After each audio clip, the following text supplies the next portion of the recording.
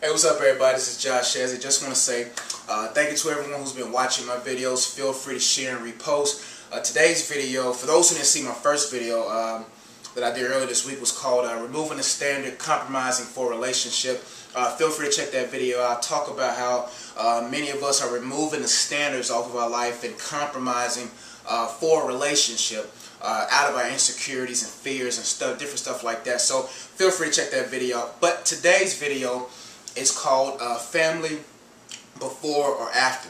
Let's get right into it. Well, we all know that God holds family to a high esteem. He holds it up in such a way in which it's the foundation of all life. I mean, all of us came out of some type of family.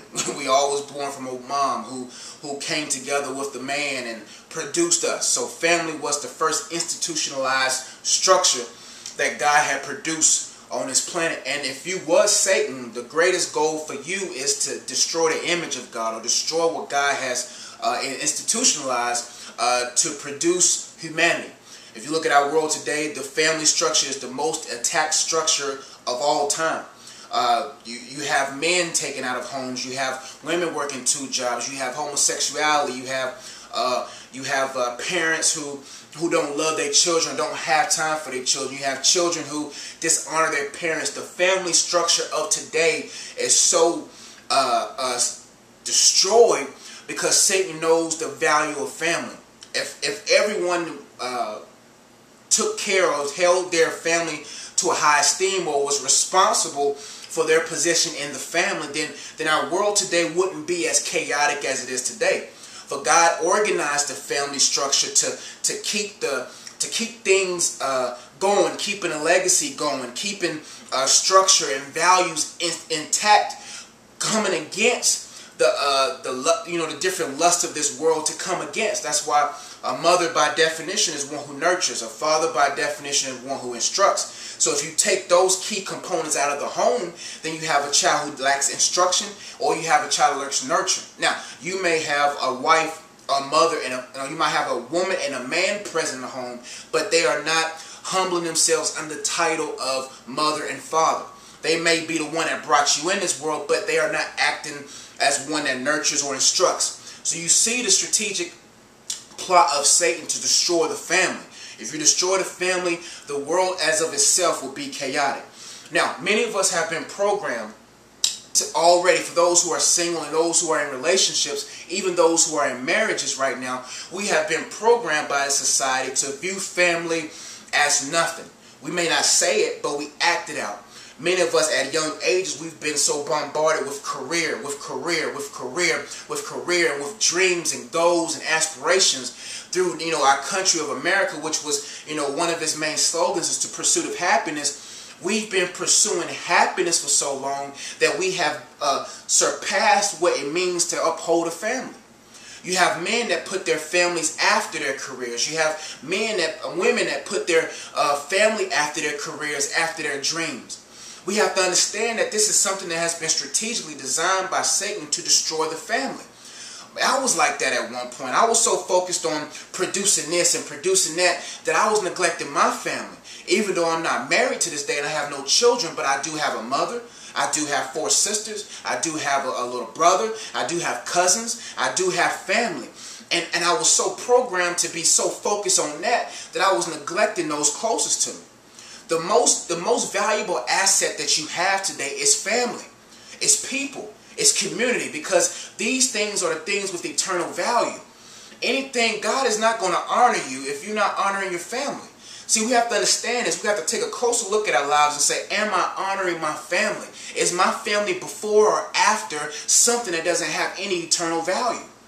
See, here's the system in which God has positioned things. God says, He didn't say specifically in the Bible, but the Bible covers this. God should be ultimate and supreme, number 1 in your life, your relationship with Him. Not your works for Him, but your relationship, your adoration of Him, your love for Him should be number 1, because it's out of Him that you will be able to see clearly through wisdom.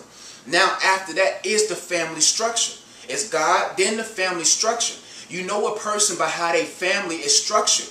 You know a person best on how they treat the ones that are considered family.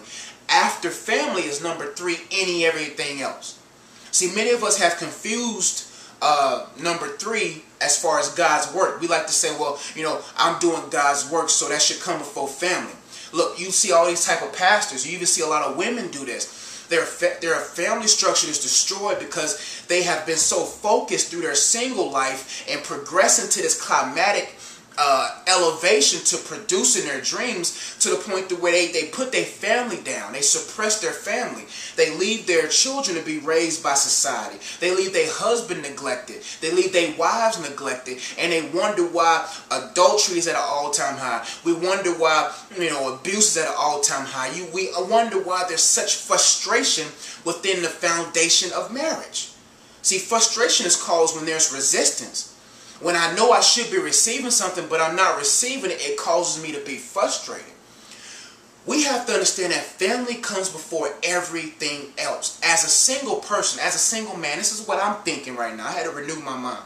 I have to say, you know what? Even though I'm single right now, I am preparing for my future family structure. Right now, I am taking care of those who are in my family structure now. My mom, my 4 sisters, and my little brother. A lot of the things that I desire to do depend on the demand of what they desire has to come after what they're asking for, because the deposits that I make within my family could be the necessary deposits that can help them grow in life. We have to get this right, because as a single man, I look at myself and I say, you know what? My family is first. My immediate family now and my future family under the structure of a wife and children, they come first. I work hard now for them. I study hard for them.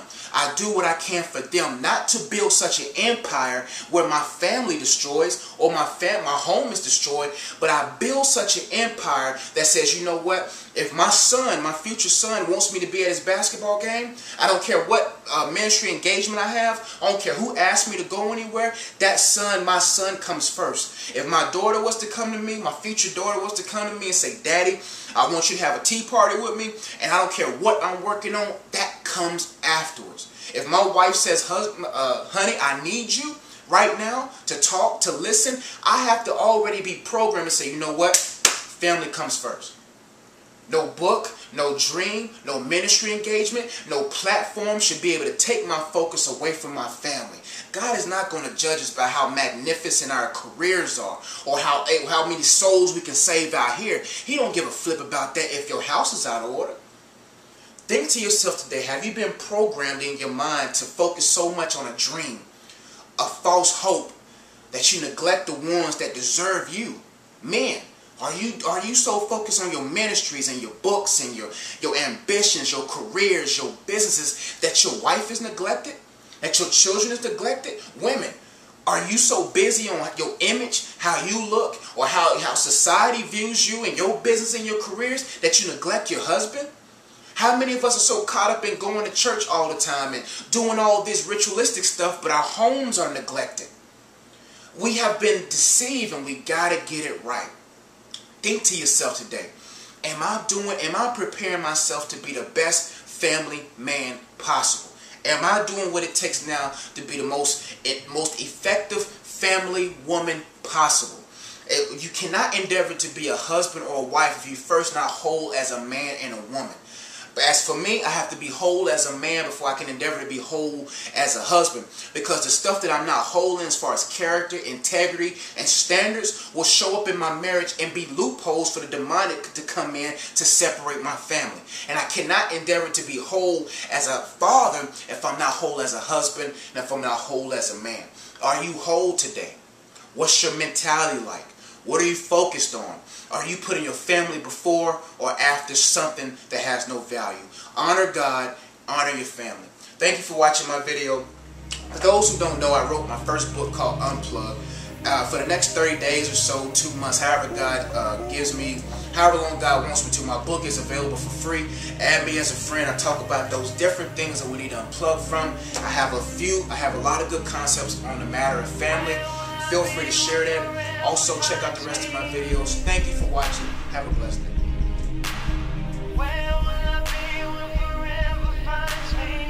Eternity's on my mind tonight. I made some big mistakes that I just can't hide. I'm sorry. please tell me this will be alright, 'cause I'm losing my hope in a better life. The light hits me and I fall on my knees. I see Jesus reaching out his arms to me. I surrender my life to your will for me. You're my one hope, one love, one